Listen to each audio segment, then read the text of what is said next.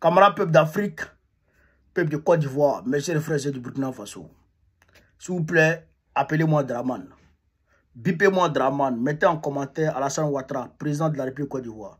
Alassane Ouattara et puis président de la République Côte d'Ivoire. Mettez en commentaire, il va venir voir de lui-même. Il suit les réseaux sociaux. Draman, il faut regarder hein, ce que Ibrahim Traoré est en train de réaliser en Côte d'Ivoire. Il faut regarder. Il faut copier un peu, il faut tricher un peu. Il n'y a pas de mal à tricher le bon exemple. Il faut tricher un peu ce qu'il est en train de faire. Camarades peu d'Afrique, on va suivre beaucoup de décortiquer. C'est de ça qu'il s'agit. C'est un promoteur privé qui a eu l'initiative de faire cette usine. Notre présence ici, c'est d'abord encourager aussi le secteur privé à emboîter le même pas, à permettre de transformer nos matières premières ici sur place. Donc nous venons encourager le promoteur certes, mais à travers lui, inviter tous les Burkinabés qui sont en mesure de transformer nos matières premières, d'industrialiser le pays, de se lancer dans la dynamique, et aussi ceux qui sont de l'extérieur, les inviter à venir investir au Burkina Faso. Donc c'est ce message que nous sommes venus lui porter. Et je pense que, en sa présence, dans un passé récent, nous avons dû prendre des mesures pour interdire l'importation de farine de blé, parce que la farine de blé a toujours été importée au Burkina Faso. Et il a compris notre message, il a compris notre vision, il faisait partie, sinon c'est le plus grand importateur de farine de blé. Il a décidé de se lancer dans cette usine. Nous l'avons encouragé et accompagné, et aujourd'hui c'est une réalité. Et en plus de tout ça, nous l'avons encouragé à s'investir dans la culture de blé, accompagner les producteurs de blé, et il a bien compris le message, et j'espère que 2026, il aura aussi donc, une bonne part de production de blé pour passer dans quelques années d'importateur, il y a quelques années de farine, à exportateur de farine de blé made in Burkina Faso. Voilà. Bientôt, les Burkinabés vont même plus chercher à importer le blé de quelques pays que ce soit. C'est-à-dire que il a demandé, c'est un promoteur, c'est un opérateur économique. Il lui a demandé, mon frère, toi tu vas chercher blé toujours sur les gens là. C'est les gens qui enrichissent. C'est dans j'ai farine partout, toujours sur les gens pour envoyer ici là. C'est les gens qui enrichissent. C'est que tu rends le Burkinabé consommateur perpétuel. Il faut arrêter ça. Il faut construire une usine ici. Nous, on va t'accompagner. Nous, on va t'accompagner. Donc, il a facilité la construction de l'usine de transformation de blé en farine de blé au Burkina Faso.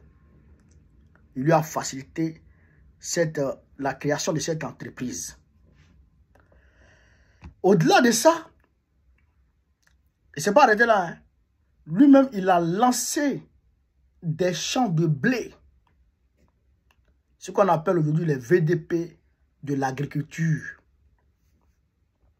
Des vastes champs de blé poussent au Burkina Faso. Donc, aujourd'hui,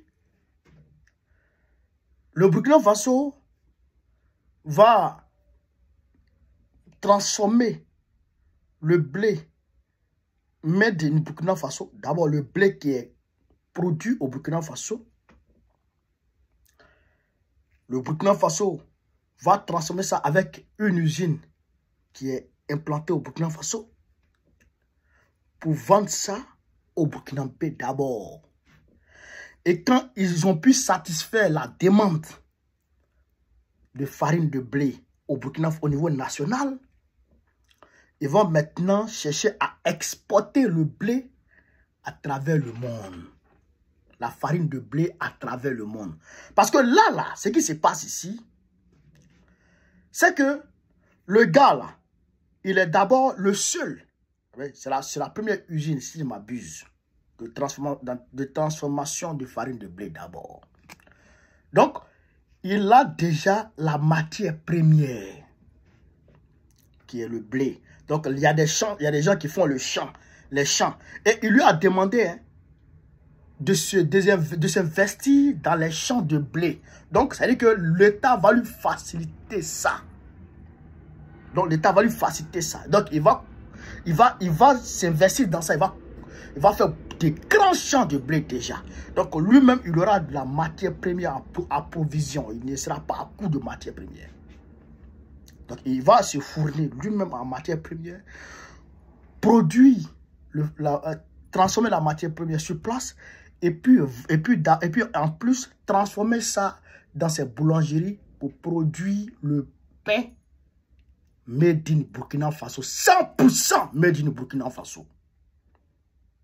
Et maintenant, quand il voit que le marché burkinabé, la demande burkinabé est satisfaite, maintenant, il va aller vendre maintenant ailleurs, comme les Chinois l'ont fait. C'est comme ça que les Chinois ont fait.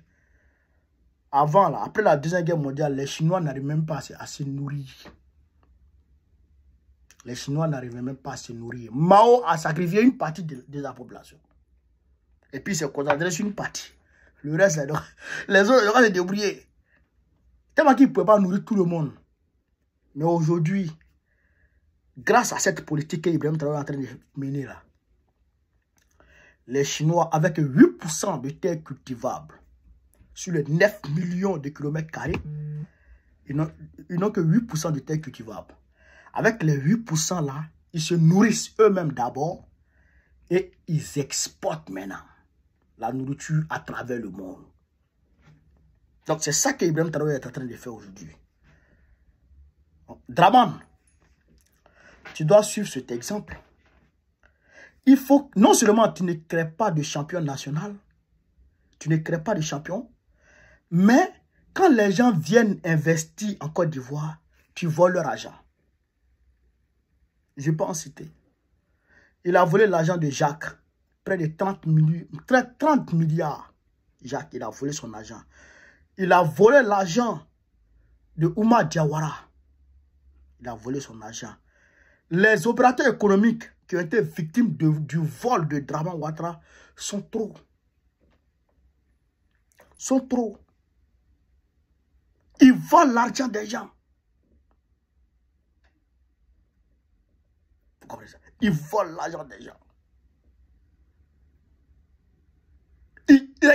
Quand tu viens investir, et puis tu envoies l'argent, quand tu envoies l'argent dans ton compte là, si tu n'es pas, si on ne met pas délit de, comment on appelle ça, de financement de terrorisme sur toi, tu deviens blanchisseur d'argent, ou tu deviens autre chose. Alors que les vrais blanchisseurs d'argent sont dans ses narines. Lui-même, il est blanchisseur d'argent.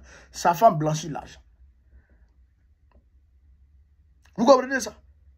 Vous comprenez ça? Donc, je vous dis, hein, dans quelques années, chers camarades d'Afrique, les Ivoiriens iront se chez au Burkina Faso, dans l'AES. C'est moi qui vous dis ça. Hein? Ben, souvent, quand on parle, les gens, oh non, ce que tu dis là, c'est pas vrai. Mais si on ne prend pas le pouvoir rapidement, pour redresser la Côte d'Ivoire, pour mettre la Côte d'Ivoire sur ses pieds, et puis commencer à la faire fonctionner normalement, Draman Ouattara va détruire ce pays et les Ivoiriens iront se chier dans l'AES. À coup sûr, ça va rater. Ça va rater. Donc, je voudrais ici féliciter IB et féliciter ce monsieur, cet opérateur économique burkinabé qui a un sens du patriotisme très élevé. Il a dépensé 15 milliards de francs CFA. 15 milliards de francs CFA dans cette entreprise. Et l'entreprise a une capacité de production de farine de 300 tonnes par jour. 300 tonnes par jour. Donc, ça veut dire qu'il peut satisfaire la demande burkinabé tranquillement, lui seul. 300 tonnes par jour. Une capacité de production de 300 tonnes par jour. 15 milliards. L'entreprise s'appelle M2S. Moulin Double Start. Moulin Double Star. Autant pour moi. Moulin Double Star. M2S. À le nom du moulin. Donc, c'est dire que il n'y a pas de souci, quoi. Je voudrais saluer ce monsieur et je voudrais saluer le capitaine Ibrahim Traoré pour sa politique. Pour sa politique de développement. Voilà, pour sa politique de développement économique. Parce qu'il a mis en place cette politique. Vraiment, c'est bon. C'est bon. Voilà. Donc, j'ai camarade d'Afrique. Voilà un peu ce que je voulais vous dire sur cette vidéo. partagez au maximum, mettez-la partout à travers moi. Il faut que Draman Ouattara voit cette vidéo. Sinon, je n'irai pas en paix. Vive l'Afrique libre, vive le panafricanisme, vive tous les présidents panafricains. Gbagbo, président de la République Côte d'Ivoire, en octobre prochain, Inch'Allah. On est ensemble.